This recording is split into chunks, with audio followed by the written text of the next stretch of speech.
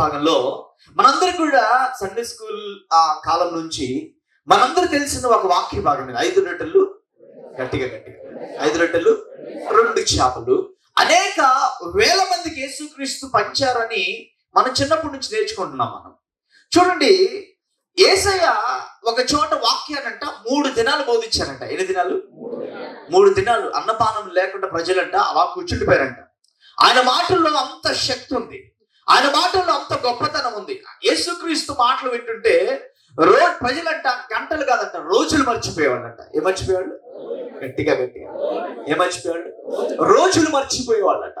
3 దినాలు అయిపోయిన తర్వాత యేసయ్య అన్నారట, ఇగో ఇక్కడ ఎక్కడన్నా ఆహారం దొరుకుతుంది చూడండి అంటే శిష్యులు అన్నారయ్యా, చుట్టుపక్కలన్నీ కూడా గ్రామాలే, ఎక్కడ కూడా ఉండవు, కాబట్టి వీళ్ళు త్వరగా పంపించేస్తే వీళ్ళు వెళ్ళేసి ఆహారం వెతుక్కొని తినేస్తారంటే యేసయ్య ఏమన్నారంటే వాళ్ళు వెళ్ళనక్కర్లేదు అన్నారు.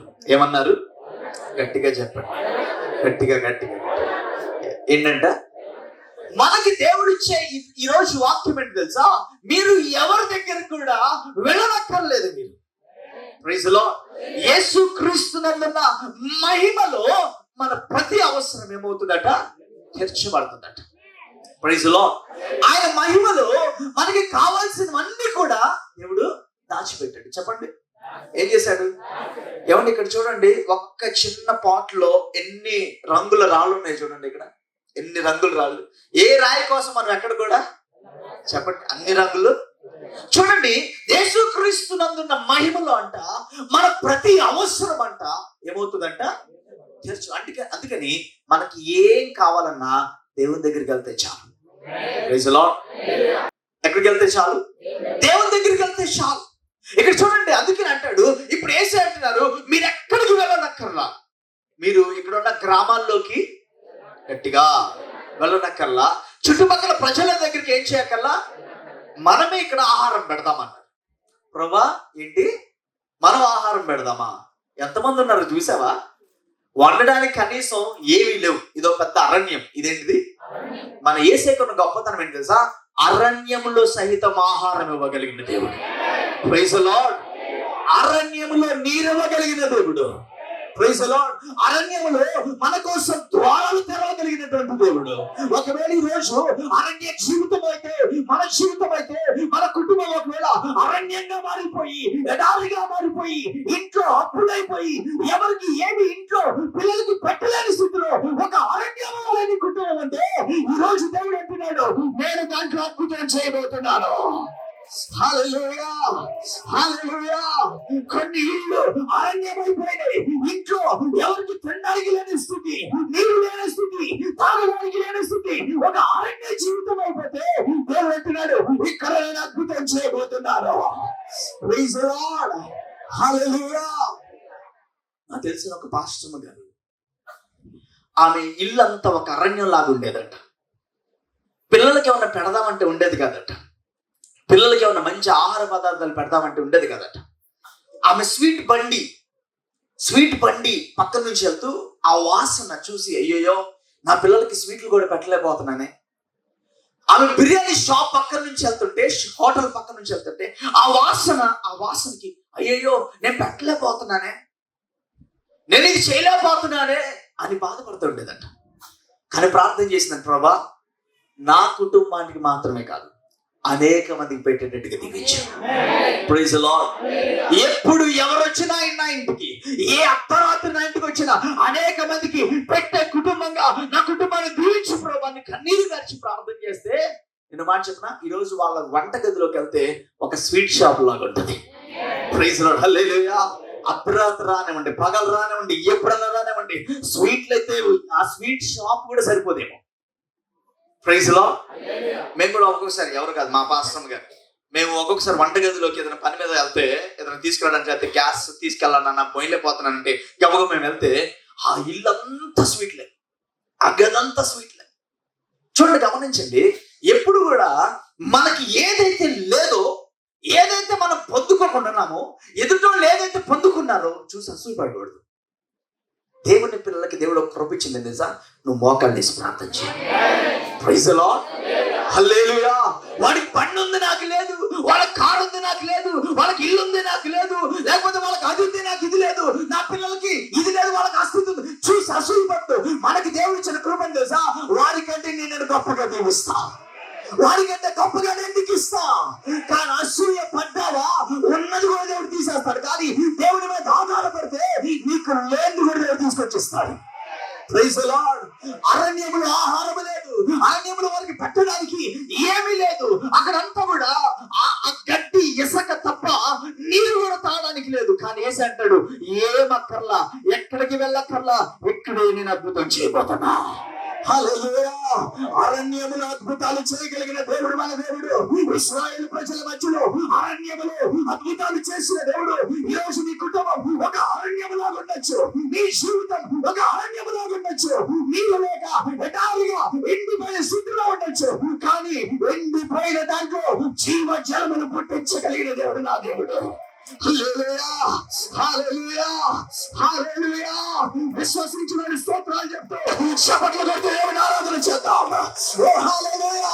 నువ్వు ఆరాధిస్తుండగా ఓ అరణ్యము ఒక ఆశీర్వాదంగా మారబోతుంది. ఆరాధించు, ఆరాధించు, ఆరాధించు. Praise the lord. Hallelujah, hallelujah. యేసు అన్నాడు, మీరు ఎక్కడికి వెళ్ళక్కర్లా, మీ అప్పులు తీరడానికి ఎక్కడికి వెళ్ళక్కర్లా, మీరు మోకాళ్ళేసి ప్రార్థన చేస్తే చాలు. Praise the Lord. నువ్వున్న ఇంట్లో, నువ్వున్న దేవుని మందిరంలో నువ్వు మోకాళ్ళేసి ప్రార్థన చేస్తే చాలు. చాలా మందికి మోకాళ్ళేసి ప్రార్థన చేస్తే దేవుడు సహాయం చేస్తాడన్న ఆలోచన ఇంకా రాలా. పనికి వెళ్తే కదండి డబ్బులు వస్తాయి. 15,000 మంది ఉన్నారని నేను అంచనా అనుకుంటున్నా. ఎందుకంటే 5,000 మంది ఎవరున్నారు, పురుషులు ఉన్నారు. సరే, పురుషులు ఉన్న చోట ఖచ్చితంగా స్త్రీలు ఎక్కువే ఉంటారు. చర్చిల్లో కానీ మీటింగుల్లో కానీ ఎక్కడ చూసినా ఆడవాళ్ళు ఎక్కువ ఉంటారు. మగవాళ్ళు ఏ చర్చిలో చూసినా కొంచెం తక్కువే ఉంటారు. యేసుక్రీస్తు బోధ వినడానికి పురుషులే 5,000 మంది వస్తే స్త్రీలు, సరే వాళ్ళని కూడా 5,000 వేసుకుందామండి. ఖచ్చితంగా ఆడపిల్లలు ఒక 5,000 మంది, 15,000 మంది అంచనా అక్కడ రాసిలేదు. ఇప్పుడు అసలు ఏమీ లేదు, చేతులు ఏమి వేసి అన్నారు, మీరు వెళ్ళి వెతికి తీసుకోనండి, ఏమైనా దొరికితే తీసుకురండి అని పంపించారు. ఎందుకు యేసుక్రీస్తు వెతకడానికి పంపించారంటే వీళ్ళకి దొరకదని యేసుక్రీస్తుకి ముందుగానే తెలుసు. ఆ 15,000 మందికి వీళ్ళు పెట్టలేరని మనల్ని కూడా కొంతకాలం వదులుతాడు దేవుడు. కష్టపడతావా, అప్పులు తెచ్చుకుంటావా, తీసుకోపో. ప్రార్థన చేయకుండా నా అప్పులు నా కష్టార్జితంతో నా శక్తితో నా బలంతో నేను తీర్చేసుకో అంటే పని చేయొద్దని చెప్పట్లా, ఉద్యోగాలు చేయొద్దని చెప్పట్లా. నువ్వు ఉద్యోగం చేసినా దేవుని మీద నువ్వు బలంగా ఆధారపడాలి. మీరు పని చేసుకున్నా దేవుని మీద ఆధారపడాలి. ప్రార్థన చేయాలి, మోకాళ్ళు వేసి ఏది కావాలన్నా దేవుని అడగాలి, దేవుని మీద ఆధారపడాలి. చూడండి, ఎలమన్నారు యేసయ్య. శిష్యులు సనుక్కుంటాను వెళ్ళారు, ఎక్కడ దొరికిద్దని పంపిస్తున్నాడు. కానీ చూడండి, వెళ్ళారు, వెతికారు. అక్కడ ఒక గొర్రెల కాపరు, ఒక బాబు గొర్రెలు కాల్చుకుంటా ఉన్నాడు.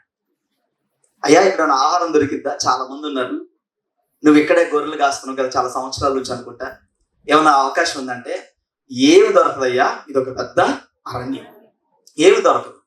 సరే మరి ఏం చేయాలి, మీరు ఒకవేళ అలసిపోయి వచ్చారు కాబట్టి ఇంత దూరం నడుచుకుంటూ మీరు తింటానంటే, మా అమ్మ నాకు క్యారేజ్ కట్టింది, ఒక 5 రొట్టెలు 2 చిన్న చేపలు ఆ మధ్యాహ్నం భోజనానికి నాకు పెట్టింది, తీసుకెళ్ళండి, నేను ఏదో తింటాను ఇక్కడ అని చెప్తే, అవసరమైతే నా గొర్రెలు ఉన్నాయి వాటి పాలన దాకా బతికేస్తాను, పాప మీరు చాలా దూరం నడిచి వచ్చారని 5 రొట్టెలు 2 చిన్న చేపలు వాళ్ళకి ఇచ్చారు. ఇప్పుడు వీళ్ళు పట్టుకుని యేసుక్రీస్తు దగ్గరికి వెళ్ళారు. వెళ్ళయ్యా, చెప్పాము అరణ్యంలో దొరకదని, చూసావా ఇవే దొరికింది, ఇవే నేను కొంతమంది అందుకే వదిలేశాను, తిరిగి రండి, అంతకాలం తిరిగి వస్తాను ప్రార్థన చేయకుండా. మందిరంలో ప్రార్థన పెట్టినప్పుడు కథలన్నటువంటి వాళ్ళు ఉన్నారు, తిరగండి చదువు, ఒకరోజు ఖచ్చితంగా తిరిగి వస్తారు, ఒకరోజు దేవుడే దిక్కు అనిపిస్తాడు. చూడండి, గమనించండి, దేవుడు దిక్కు అని మనకి ఇంకా మనసులో పడకపోతే ఎన్ని సంవత్సరాలు, దేవుడే కార్యం చేస్తాడు అని ఇంకా మనసులో మనకి పడకపోతే, నేను మాట చెప్పనా, ఇక అరణ్య జీవితంలో నువ్వు ఇంకా కొంతకాలం గడపాల్సిందే. అరణ్య జీవితం వారికి, చూడండి గమనించండి, 5 రొట్టెలు 2 చిన్న చేపలు దొరికినాయి, ఇక నీళ్లు దొరికినాయా, నీళ్లు దొరకదు. మామూలుగా మనం ఇక్కడ ఆంధ్రాలో, ఇండియాలో, తమిళనాడులో, తెలంగాణ ఇటు సైడ్ తిరిగాం కాబట్టి మనకి అరణ్యం గురించి పెద్ద అవగాహన ఉండదు, చాలా తక్కువ. నేను కువైట్ వెళ్ళినప్పుడు, నేను దుబాయ్ వెళ్ళినప్పుడు అరణ్యం ఎంత భయంకరంగా ఉంటుందో నా కళ్ళతో నేను చూసాను. ఆ అరణ్యంలోకి వెళ్ళా లోపలికి కార్లు వేసుకొని, ఒక స్పెషల్ కార్లు ఉంటాయి, అన్ని కార్లు లోపలికి ఇరుక్కుపోతాయి.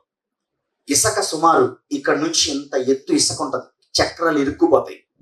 అలాంటి ఆ ఇసుక పిండి, గోధుమ పిండి లాగా ఉంటుంది ఇసుక.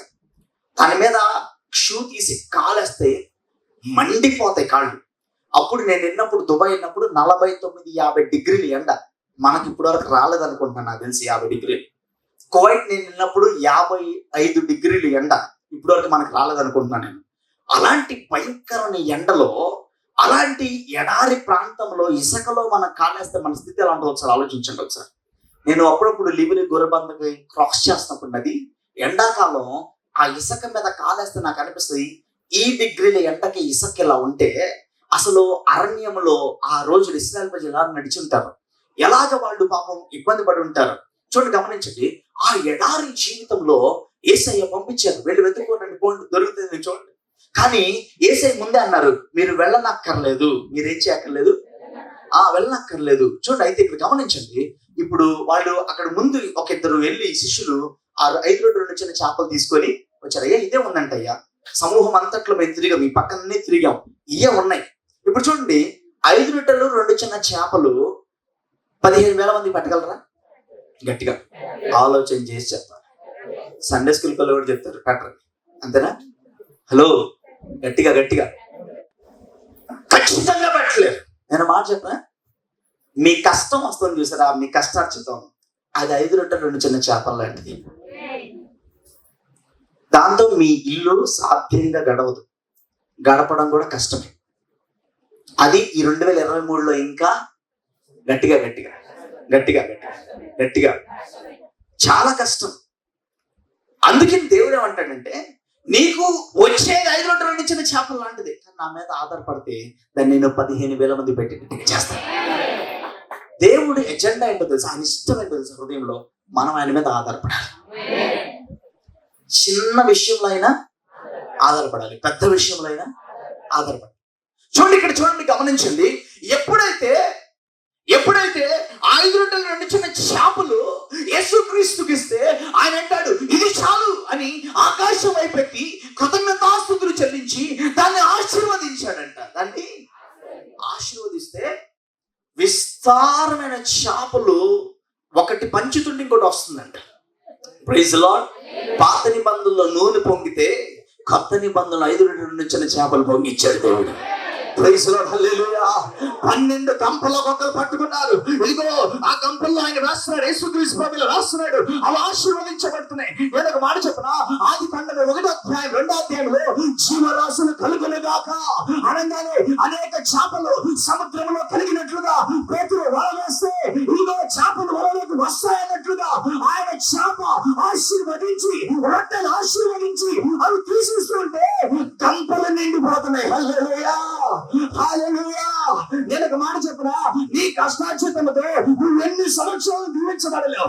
ఒకటి ఈ రోజు నువ్వు గ్రహించగలగాల్సింది ఏంటో తెలుసా, దేవుడు లాలి నేను నిన్ను ఆశీర్వదిస్తున్నా అన్న ఒక్క మాట వచ్చిందా, మన కష్టార్జితం హాస్పిటల్ పాలవదు, వడ్డీలు పాలవదు, దుష్టుడు పాలవదు, అది నాశనమవదు. Praise the lord. దేవుడు నేను నిన్ను ఆశీర్వదిస్తున్నా అని ఒక్క మాట అనాలండి. ఆ ఒక్క మాట కోసం ఆయన మీద ఆధారపడాలి. Praise the lord. గట్టిగా హల్లెలూయా, హల్లెలూయా. గమనించండి. Praise the lord. ఇక్కడ చూడండి, ఒకసారి చదువుదాం, మాటని చదువుదాం ఒకసారి. 15వ వాక్యం, 14-15. సాయంకాలం అయినప్పుడు యుద్ధకు వచ్చి, ఇది అరణ్య ప్రదేశము, ఇప్పటికే ప్రొద్దుపోయెను. ఈ జనులు గ్రామంలోనికి వెళ్లి భోజన పదార్థములు కొనుక్కొనుటకై వారిని పంపివేయమని చెప్పిరి. యేసు, వారు వెళ్ళనక్కర్లేదు, మీరే వారికి భోజనం పెట్టుడు, మీరే వారికి ఏం చేయండి, భోజనం పెట్టుడని. ఆ మాట శిష్యులంగా ఎలా అనిపిస్తుంది? 15,000 మంది ఉన్నారయ్యా. ఎంతమంది? గట్టిగా. రాబోయే రోజుల్లో మన చర్చిని దేవుడు దీవించినప్పుడు ప్రతి ఆదివారం మీరందరూ కలిసి భోజనం పెట్టబోతున్నారు. మీకున్న విశ్వాసం కూడా వాళ్ళకి లేదేమో ఆ రోజు. మీరన్నా ఆమెను అన్నారు. మీరే భోజనం పెట్టండి అంటే మేము భోజనం పెట్టమా? ఏంటయ్యా భోజనం పెట్టాం? యేసన్న గారి పరిచయం ప్రారంభించినప్పుడంట ఆయన తినడానికి ఉండేది కాదంట. అప్పుడు ఆయన అనుకున్నాడు, ప్రభా తినడానికి నాకు ఉండట్లేదు ప్రభా, ఇంక నేను వెళ్ళి ఎవరికి ఏం చెప్పను, ఎవరికి ఏం ఇవ్వను నేను చెప్పు అని ప్రార్థన చేస్తుంది. దేవుడు అంట రాబోయే రోజుల్లో కొన్ని లక్షల మంది భోజనం చేయబోతారండి ఈ మందిరంలో అన్నట్టు. Praise the lord. ఈ రోజు అండి అన్నం లారీలో వెళ్తుంది అక్కడ. అప్పుడున్న విశ్వాసులు చాలా మంది వాళ్ళ పిల్లలు ఇప్పుడు ఆ భోజనాన్ని వడ్డిస్తానికి పెద్ద పెద్ద తోసుకునే తోపుడు బండ్లు ఉంటాయి కదా, వాటిని వాడి అలా అన్నం పెట్టి లక్షల మందికి. ఒక సంవత్సరం గుడారాల పండుగ జరిగిందంటే దగ్గర 12 లక్షల మందికి వాళ్ళు భోజనం కట్టగలుగుతున్నారు రోజు. Praise the lord. అది దేవుని ఆశీర్వాదం. Praise the lord. చూడండి, గమనించండి, ఆ ఆశీర్వాదపు వచనం దేవుని దగ్గర నుంచి ఏం చేయాలి? మనం పొందుకోవాలంటే మనం ఆయన సన్నిధిలో ఖచ్చితంగా మోకరించాల్సిందే. నేను నిన్ను ఆశీర్వదిస్తున్నా అని దేవుడు అన్నాడంటే దుష్టుడు ఆ సరిహద్దుల్లోకి రాకుండా కంచి వేస్తాడు. ఒకవేళ ఆ మాట అనకుండా మన కష్టార్జితం మీద మనం ఆధారపడి మనం అతిశయించి నాకేంటి 50,000-70,000 వచ్చేస్తుంది నెలకి అని అనుకున్నాం అనుకోండి, ఆ కంచిని దేవుడు తీసి పెడతాడు, వదులుతాడు. చూడండి అప్పుడు ఏమవుతుందో ఒకసారి వాక్యంలో చూద్దాం. యోవేలు రాసిన గ్రంథం బైబిల్లోంచి, ద బుక్ ఆఫ్ జోయల్, యోవేలు రాసిన గ్రంథం 2వ అధ్యాయం 2:25 చదవండి ఎవరన్నా. మీరు కడుపారా తిని తృప్తి పొంది మీ కొరకు వింత కార్యములను జరిగించిన మీ దేవుడైన యెహోవా నామమును స్తుతించినట్లు నేను పంపిన మిడతలను గొంగళి పురుగులను పసరు పురుగులను చీడ పురుగులను నా మహాసైన్యం తినివేసిన నా మహా సైన్యము అంట. ఏంటంట చెప్పడం గట్టిగా. ఎవరి సైన్యం అంటే ఇది? ఎవరి సైన్యం? దేవుని సైన్యం అంట. ఏంటి దేవుని సైన్యం? చూడండి, ఫస్ట్ ఏంటిది? గొంగళ పురుగులు. ఏంటిది? వీళ్ళు ఇశ్రాయేలు ప్రజలు దేవుని మాట అనుకోతే, ఇశ్రాయేలు ప్రజలు దేవుని మాటకి లోబడకపోతే, దేవుని మాటని వాళ్ళు అంగీకరించకుండా వాళ్ళకి నచ్చినట్టుగా తిని వాళ్ళకు కడుపార తినడానికి వందని అతిశయిస్తే దేవుడు అంట కొన్ని జీవుల్ని పంపించాడంట వాళ్ళ పంటల్లోకి. అది దేవుని సైన్యం అంట. ఏంటంట? దేవుని సైన్యం కూడా కాదు, దేవుని మహాసైన్యం అంట. ఏంటిది? మొదటిదేంటి? మిడతలు. మొదటిదేంటి? తర్వాత గొంగళ పురుగులు, తర్వాత పసర పురుగులు, తర్వాత ఇది భయంకరమైనది, ఇది చీడ పురుగులు. ఏంటిది? 4 పురుగులు పంపించాడంట వాళ్ళ పంటల్లోకి. నేను మీకు కడుపారా తినండి, సంతోషంగా ఉండండి, నన్ను స్తుతించండి, నా మీద ఆధారపడండి అంటే మీ కష్టార్జితం చూసి మీరు అతిశయపడిపోతున్నారే. నాకేంటి మా ఇంట్లో 5 పని చేస్తున్నాం, మా ఇంట్లో 4 పని చేస్తున్నాం, మాకేంటి 3 పని చేస్తున్నాం, మాకేంటి అసలు మాకు పొలాల్లో వస్తుంది, మాకు అమ్మఒడి వస్తుంది, ఏంటి మాకు అసలు ఏం పర్లే, కడుపు అంత మొత్తం జరిగిపోతుంది, అన్ని టైంకి అయిపోతున్నాయి అని అతిశయిస్తాంట. ఈ 4 జీవులు పంపిస్తాడంట దేవుడు. అది వచ్చి మన పంటను ఏం చేస్తుందంట? దేవుడు అన్నాడు, ఇక్కడ రాసి నాకు మార్చండి, నేను పంపిన. ఏంటంట? దేవుడికి ఎంత కోపం కాదు నిన్ను సరిచేయడానికి. దేవుడు ఎప్పుడు మన నాశనం అవ్వాలని కోరుకోడు, కానీ మన సరిచేయాలని కోరుకుంటాడు. Praise the lord. Praise the lord. ఒకరి పంట లేదు. జస్ట్ ఒకసారి ఆలోచించండి. ఒకప్పుడు మన దగ్గర 50 మంది 60 మంది పని చేశారు, ఈరోజు 10 మంది కూడా లేరు. ఒకప్పుడు మన కింద చాలా మంది పని చేశారు, ఇప్పుడు అందరూ లేరు. మనం ఇంకొకరి కింద పని చేస్తున్నాం. అది కూడా ఒక పంటని తినివేసేటువంటి పద్ధతి. అది కూడా చూడండి, గమనించండి. ఎందుకో తెలుసా? దేవుడు మనకి ఏది ఇచ్చినా ఇది నీ కృప ప్రభా అన్నది. Praise the lord. మన జీవితంలో నుంచి చూపించాలి ఏమని? ఇది నీ కృప అయ్యా. చాలా సంవత్సరాలంట వాళ్ళు పంటలు ఏం చేసినాయంట? ఆ పురుగులు, చెప్పండి గట్టిగా, తినేసి ఏం చేసినాయి? వాళ్ళంట చాలా తెలివిగా వీళ్ళు ఏం చేశారంటే ఇశ్రాయేలు ప్రజలు పంట మార్చారంట. ఏం చేశారు? బతుకు మార్చట్లా, జీవితం మారట్లా. ఏం మారుస్తున్నారు? ఒకసారి చదువుదాం, మాట చదువుదాం ఒకసారి. ఏ పంటలు మార్చారు చూద్దాం ఒకసారి.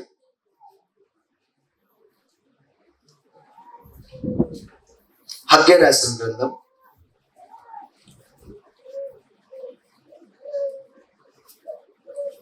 2:19 హగ్గై రాసిన పాత నిబంధన పేజ్ నెంబర్ 776 2వ అధ్యాయం 19వ వాక్యం. కొట్లలో ధాన్యం ఉన్నదా?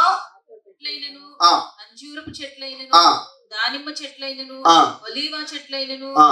ఫలించకపోయేను కదా. చాలా ఒక్క నిమిషం. కొట్లలో ధాన్యం గట్టిగా క్వశ్చన్ మార్క్ అక్కడ అడుగుతున్నారు, క్వశ్చన్ అడుగుతున్నారు. ఏమన్నా సార్ ఉన్నదా అంటే వాళ్ళు ఏమన్నారు? గట్టిగా గట్టిగా చెప్పండి ఆ మాట గట్టిగా, వెనకాల వాళ్ళు కూడా గట్టిగా. కొట్లలో ధాన్యం ఉందా అంటే వాళ్ళు ఏమన్నారు? లేదు. కొట్లలో ఇప్పుడు ఏమి లేదు. సరే, ధాన్యం రాలేదు ఏంటి, కారణం ఏంటి అంటే ఈ పురుగులు అన్ని తినేసినాయి మొత్తం పంటను. ఇప్పుడు వీళ్ళకి ఏమి రావాలి మైండ్లో?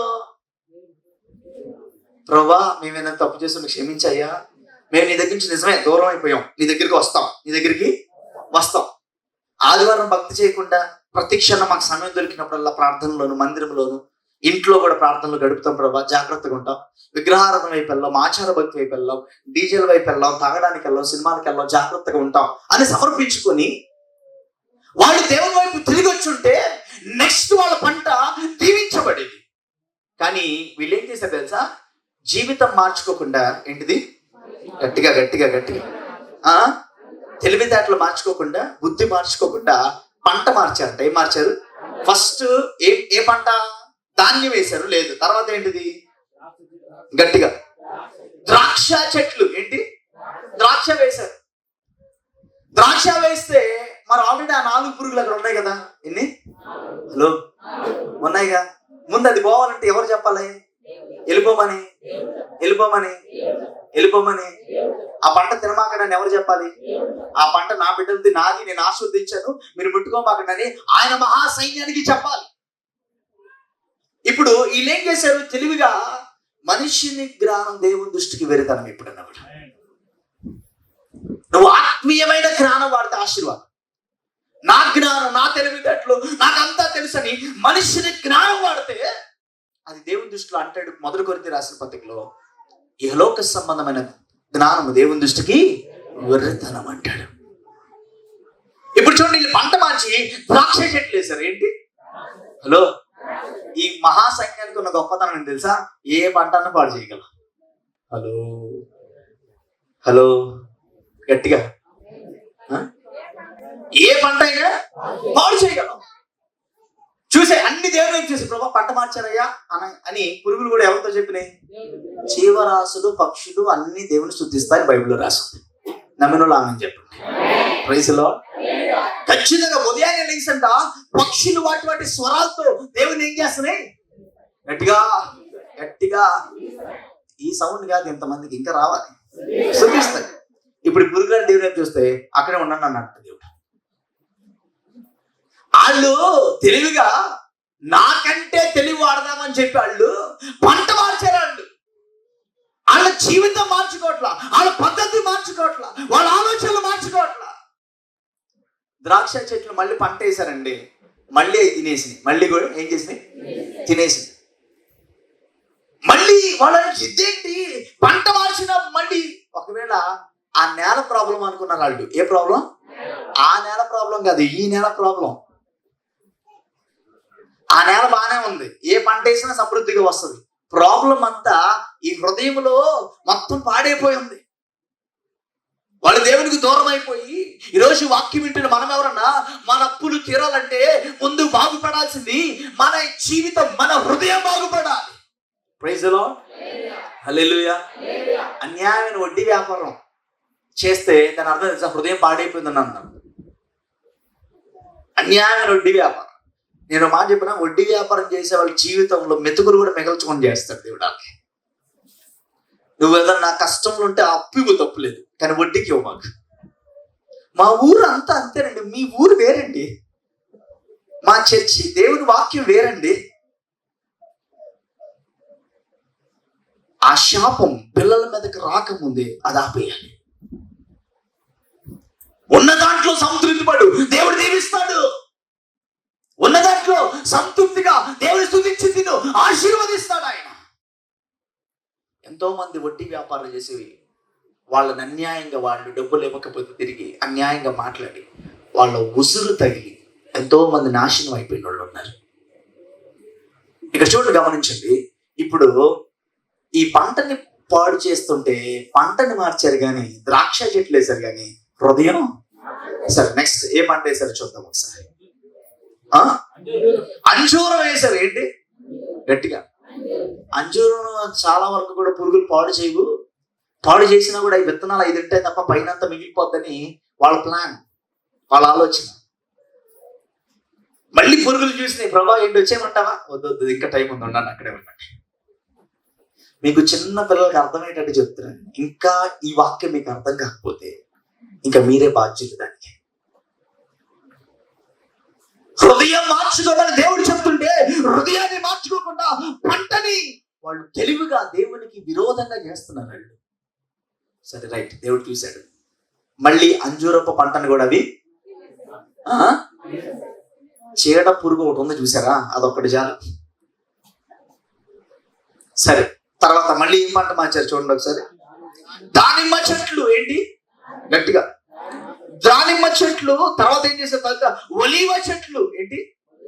2 మొత్తం మళ్ళీ ఒకసారి పంట మార్చారు. మళ్ళీ పంట మార్చి దానిమ్మ చెట్లు వేశారు. దానిమ్మ పంట కూడా గట్టిగా పోయింది. తర్వాత ఒలీవ చెట్లు వేశారు. ఒలీవ చెట్లు కూడా అక్కడ రాసున్న మాట చూడండి. ఒలీవ చెట్లైనను ఫలించకపోయేను కదా. అంతేనా రాసింది? సురేష్ చదవండి ఒకసారి. ఒలీవ చెట్లైనను ఫలింపక పోయేను కదా. చాలా, ఒక్క నిమిషం. ఇదిగో, ఇప్పటి వరకు మీరు రకరకాల పంటను మార్చారు కానీ మీ హృదయాన్ని మార్చుకోరా. ఏ పంట వేసినా నేను 4 రకాలైన, యోబేలు రాసిన 2వ అధ్యాయంలోకి వస్తే 4 రకాలైన మిడతల్ని, గొంగళ పురుగుల్ని, పసర పురుగుల్ని, చీడ పురుగులను నా మహా సైన్యాన్ని పంపాను అంటున్నాడు దేవుడు. ఏంటంట? నా గట్టిగా కోతిని ఇలా కొట్టిన వెళ్ళిపోద్ది 1 కిలోమీటర్. పంటల్లో కొన్ని కోతులు వచ్చి పాడు చేస్తూ ఉంటాయి. దాన్ని కొట్టినా వెళ్ళిపోద్ది. కానీ మిడతలు అలా లేచి మళ్ళీ వస్తాయి. ముందు కోతి నన్ను ఏదో రకంగా చింపాంజీ వేషం వేసు, లేకపోతే ఏదో ఒక జంతువులాగా వెళ్ళి దాన్ని బెదిరించవచ్చు. కానీ మిడతల్ని ఎవరు ఏం చేయలేరు, బెదిరించలేరు. ఎందుకు తెలుసా? అది దేవుని మహాసైన్యం. అది ఈరోజు ఒకవేళ మనకు పంటలు లేకపోవచ్చు, కానీ మన కష్టార్జితం చిల్లు సంచిలో వేసినట్టు హాస్పిటల్కి వడ్డీలకు వెళ్ళిపోతుందంటే దాని అర్థం ఏంటి తెలుసా? మన హృదయం పరిపూర్ణంగా దేవుని వైపు తిరగాలి. Praise the lord.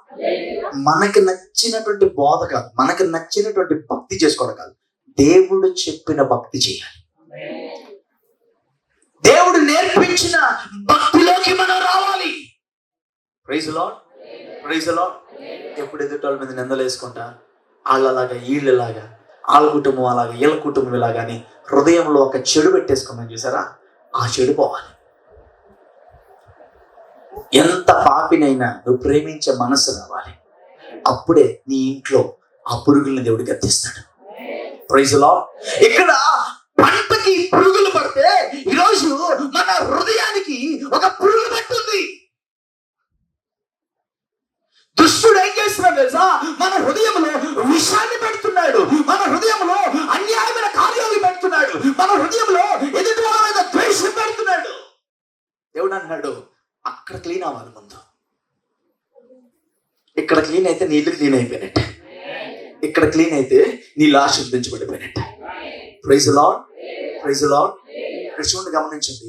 అన్యాయంగా దేవుడు ఎంత చెప్పినా వినకపోతే వీటన్నిటిని పంపించి అంటాడు, ఇది నా మహాసైన్యం. ఏంటంట? చెప్పండి గట్టిగా. చాలా మంది చిన్న ఇల్లు కట్టుకొని తెగ సంతోషపడతారా, నాకేంటి ఇల్లు ఉంది. అసలు దేవుని ఆశీర్వాదం కాదండి, లోకంలో అన్ని జనులు కూడా చేసుకుంటారు. అది ఒక బండి కొనుక్కొని ఎంత గొప్పగా లోపల సంతోషం, ఎవరికి లేదు బండి, నాకుంది. మన బండి కన్నా పెద్ద పెద్ద బండ్లు అన్ని జనులు వాడుతున్నారు. చిన్నదానికి అతిశయించి, చిన్నదానికి గర్వించి, చిన్నదానికి ఈ కొంచెం చిన్నది పొందుకొని ఏదో గొప్పది పొందేసుకుని ఫీల్ అయిపోయి లోపల గర్వించేస్తే దేవుడు అంటాడు, చిన్నదానికే నువ్వు ఇలా అయిపోతే రేపు ఉన్నతమైన దేవుపోతున్నాను నేను నీకు. Praise the lord. దాన్ని పొందుకోవడం కోసం, దాన్ని అనుభవించడానికి దేవునికి మనం ఖచ్చితంగా లోబడి తీరాల్సిందే ఈరోజు. Praise the lord. ఇక్కడ అందుకే చూడండి, సరే దేవుడు అన్నాడు, చూసి మీరు ప్రార్థన చేశారు కదా, మీరు కన్నీరు గార్చారు కదా, ఇప్పుడు సరే ప్రభా తప్పు అయిపోయిందని జాగ్రత్త పడ్డారు కదా. ఎవరైతే తప్పు అయిపోయింది ప్రభా ఇక నీకు ఈ సన్నిధిలో జాగ్రత్తగా ఉంటామని అని అనుకున్నారో ఇశ్రాయేల్ ప్రజల మొర దేవుడు విని ఇప్పుడు ఏమంటున్నాడు చూడండి ఒకసారి. అను మహాసైన్యము తినివేసిన సంవత్సరముల పంటను మీకు మరలా గట్టిగా ఇదిగో సంవత్సరముల పంటను నేను మరలా తిరిగి నీకు ఇవ్వబోతున్నా. ప్రైజ్ ది లార్డ్, హల్లెలూయా. మీరు కన్నీరు కాల్చి అడిగారు కదా, ప్రభా నీ సన్నిధికి జాగ్రత్తగా ఉంటావు, ఇక మేము నెమ్మది కలిగి ఉంటావు, గర్వించము అని మీ ప్రార్థన చేసిన ప్రతి ప్రార్థనకి నేను సంవత్సరముల పంటను నీకు తిరిగి ఇవ్వబోతున్నాను. హల్లెలూయా. ఇక్కడ ఒక డౌట్ వచ్చింది, నేను వాక్యం ధ్యానం చేస్తుంటే, ఒక్కొక్కరికి ఎకరమే ఉంది, 2 ఎకరాలే ఉన్నాయి, 3 ఎకరాలే ఉన్నాయి, 5 పంటలు వేసారు వాళ్ళు, 5 6 ధాన్యం, ద్రాక్ష, అంజూరం, ఒలీవ, దానిమ్మ, తర్వాత అంజూరమా 5 6 5 నేను ఆల్రెడీ 5 నిందాక అన్నా. 5 చూడండి, 5 పంటలు నాశనం అయిపోతే దేవుడు అన్నాడు సంవత్సరముల పంట నేను తిరిగి ఇవ్వబోతున్నాను మీకు అన్నాడు. అంటే వీళ్ళకి ఎన్ని సంవత్సరాల పంట రావాలి? 5 సంవత్సరాల పంటని దేవుడు ఇవ్వాలి అంటే ఆడ కూడా మరి పెద్ద స్థలాలు కావాలి మరి. కానీ మాట చెప్పనా, వాళ్ళకున్న 1 ఎకరం చాలు, దేవుడు 5 సంవత్సరాల పంటను తిరిగి ఇవ్వగలడు. ప్రైజ్ ది లార్డ్, హల్లెలూయా. నీకు వచ్చిన కష్టార్జితాన్ని చాలు దేవుడు నిన్ను ఆశీర్వదించడానికి. Praise the lord. ఎక్కడెక్కడో ఏదేదో ఇవ్వాలనుకోకల్లా మనకున్న దాంట్లోంచి ఒక దీవెన వర్షాన్ని దేవుడు కురిపిస్తాడు. హల్లెలూయా. 5 రొట్టెలు 2 చిన్న చేపలు యేసుక్రీస్తు దగ్గర తీసుకొచ్చారు. ప్రభువా ఇవే ఉన్నాయ్యా. యేసన్న ఇది చాలా అన్నాడు. ఏంటి ఇది చాలా? 5 సంవత్సరాలు పంట రావాలయ్యా, ఈ చిన్న భూమి ఎలా సరిపోద్ది? ఇంకొక 5 ఎకరాలు. దేవుడు అన్నాడు 5 ఎకరాలు కాదు, నేను చేసే అద్భుతాలు ఉన్న దాంట్లోంచి చేస్తా. Praise the lord. ఉన్న దాంట్ నుంచి ఆశీర్వదిస్తా. చూడండి, 5 రొట్టెలు 2 చిన్న చేపలు తీసుకొస్తాయి, ఆకాశం వైపు ఎత్తి కృతజ్ఞతాస్తుతితో చెల్లించి దాన్ని ఆశీర్వదించి అని రాస్తుంది. ఈరోజు మీకు ఒక్క పాయింట్, ఒక్క మాట అర్థం అవ్వాలి. దేవుడు పలకాలి ఏమని తెలుసా? నేను మిమ్మల్ని ఆశీర్వదిస్తున్నా. ఆ ఒక్క మాట కోసం ప్రభు దగ్గర గోజాడాలి, అడగాలి. ఆయన నేను నిన్ను ఆశీర్వదిస్తున్నాను అని ఒక మాట అన్నాడంటే మొత్తం దీవించబడిపోయినట్టు. అక్కడ చూడండి, గమనించండి. అను నా మహాసైన్యములు తినివేసిన సంవత్సరముల పంటను మరలా ఏం చేస్తాను? నిత్తును నా జనులకి అన్నిటికీ సిగ్గునందరు. హల్లెలూయా. ఈ సంవత్సరం అదే వాగ్దానం కదా మనకి. ఇప్పుడు చూసిన ఐగుప్తుని మరెన్నడు మీరు అది పొందుకోవాలంటే మీరు ఈ సంవత్సరం ఇంకా 6 నెలలు మన ముందుంది. ప్రభు సన్నిధిలో ఆయన మీద ఆధారపడాలి. ప్రార్థన చేయకుండా దేవుడు చెప్పిన ఆ వాగ్దానాన్ని మన దేవుని సన్నిధిలో పెట్టి ప్రార్థన చేసి అడగకపోతే దేవుడు ఇవ్వడు. విత్తనాన్ని మనకి ఇచ్చాడు. వాగ్దానం ఒక విత్తనం లాంటిది. వాగ్దానం దానికి మన కన్నీళ్ళు ఎప్పుడు పోస్తా ఉండాలి. అప్పుడే అది మొలకలై చెట్టు అయి మహావృక్షం అవుతుంది. ఆ విత్తనానికి మీరు ప్రార్థన చేయకుండా మీ కన్నీళ్లు పోయకపోతే, నీళ్లు పోయకపోతే విత్తనం అలాగే చచ్చిపోయిన స్థితిలో ఉండిపోతుంది. 5 చిన్న చేపలు తీసుకొస్తే అన్నాడు ఇది చాలు నాకు. మీ ఈ మహాసైన్యము తినివేసిన పంట నేను మళ్ళీ తిరిగి ఇవ్వడానికి నాకు ఇది చాలు. నాకు ఆకాశం వైపు ఎత్తి కృతజ్ఞతాస్తుతితో ఆశీర్వదించి ఆ గంపలు అలా వేస్తుంటే గంపలు నిండిపోతున్నాయి. పెడుతున్నారు 15,000 మంది తినగా 12 మంది శిష్యులకి 12 గంపలు మిగిలిన దేవుడు కృప చూపించాడు. గట్టిగా హల్లెలూయా. చప్పలు కొట్టి మహిమపడదాం గట్టిగా. హల్లెలూయా, హల్లెలూయా. ఈరోజు నీ జ్ఞానం కొండలు పక్కన పెట్టు, నీ ఆలోచనలు పక్కన పెట్టు, నీ తెలివితేటలు పక్కన పెట్టు. దేవుని సన్నిధిలోకి వచ్చి ప్రార్థించే, ప్రభా నువ్వు ఆశీర్వదించితే మేము ఆశీర్వదించబడతాం. మన కష్టార్జితం ఒక 5 లీటర్ల నుంచి చేపలు లాంటివండి. దాంతో మనం 15,000 మందికి మనం పెట్టలేము. కానీ దాన్ని ఎవరు ఆశీర్వదించాలి?